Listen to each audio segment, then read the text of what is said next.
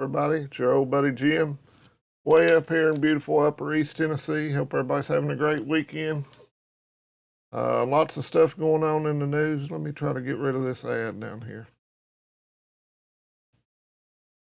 Trying to do a new way to make videos here, and I'm not very technologically inclined, so y'all forgive me.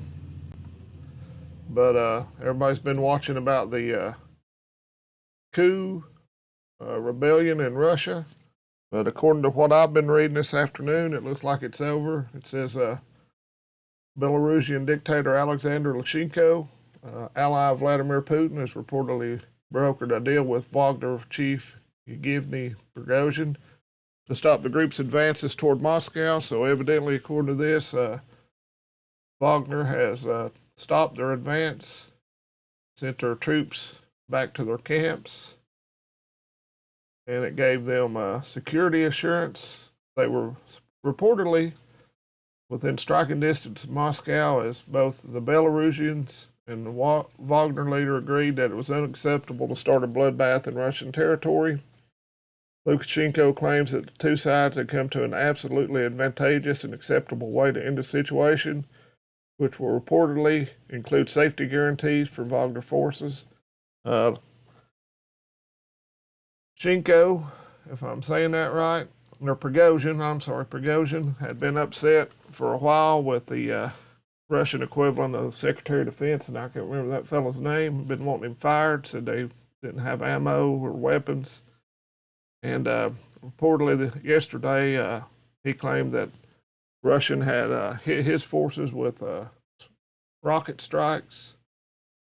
So hopefully, I'm not pro-Russian, not pro-Ukrainian, I'm pro-peace. But a coup in the middle of a country that is already at war with NATO, whether you want to think that or not, would not be a good idea, and it would not be good. I just wonder if one of our alphabet agencies had anything to do with this. Prigozhin responded that Putin was mistaken, claiming that Wagner was not attempting a coup and his band of mercenaries or patriots merely interested in justice. The alleged strikes against their forces in Ukraine by the Russian military top brass after Prigozhin refused to give up leadership of his private army to the Kremlin.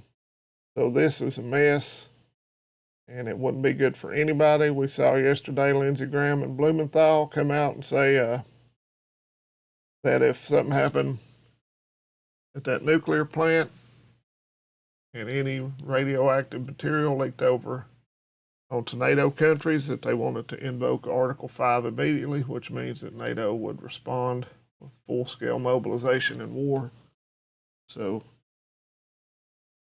I don't know what's going on. I'm just trying to keep up with it because this is going to affect all of us. And let me know what you think about this. I don't want this to turn into a news channel. But this was a mess from the start.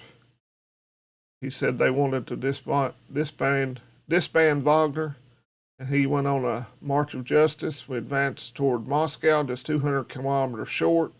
Did not shed a single drop of the blood of our fighters. Evidently took over part of a city down south, and I can't remember the name of that city, Rostov-on. Said they didn't encounter any resistance, so just something to keep an eye on. It's not de-escalating, it's getting worse by the day. And if you've got young kids that are fighting age or close, this should really concern you, or grandkids. I think I'm too old to participate if NATO goes to war, but it's not looking like anything, and the tensions are getting worse between NATO and Russia. Tensions are getting worse between the U.S. and China. Still fighting in Syria, so lots of hot spots, and if you're a preparedness-minded individual, you need to pay attention to this. But y'all let me know what you think about this new type of video. I'm not going to sit here and read the news. I'm not Sean Hannity. So y'all have a blessed weekend, and I'll talk to you fine folks later. How to stop it. There we go.